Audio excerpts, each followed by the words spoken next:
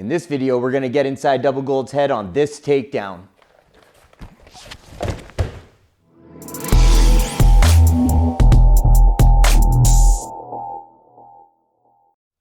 All right, welcome back to Balance Jiu Jitsu. I'm Professor Matt. This is Logan Double Gold. The last time we had Double Gold down, he was sharing details on his double leg takedown. So we figured, why not get inside of his head on his single leg takedown? If you're new here, make sure you hit that subscribe button and ring that notification bell. Okay, so the first thing I want to look at when I'm shooting in for my single leg takedown is how far I am away from my opponent.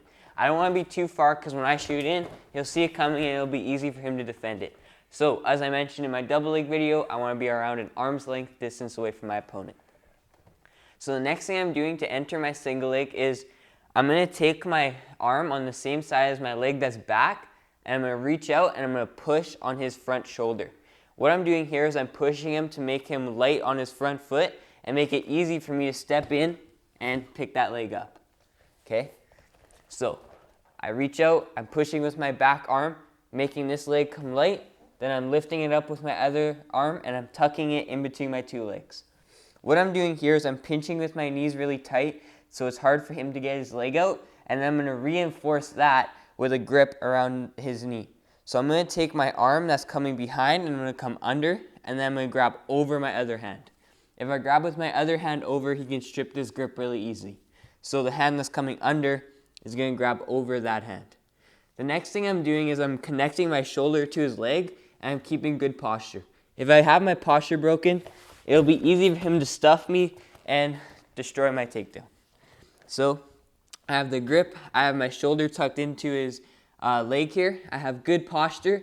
The next thing I'm going to do is I'm going to drive into him with this shoulder, and then I'm going to take a semicircle step with my back leg to finish the takedown. Alright, so let's take a look at this from another angle.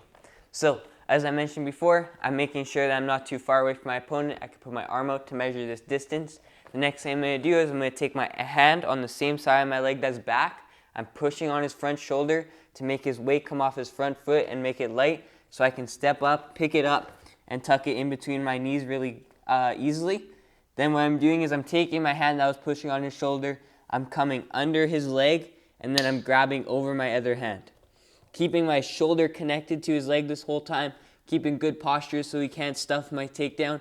Then I'm going to take a semicircle back step with my back leg, and then I'm dropping my shoulder into his leg to finish the takedown. Alright, so I got two more angles for you. I'm going to show it from the front and from the rear so you can see the footwork, and I'm going to do them both in real time.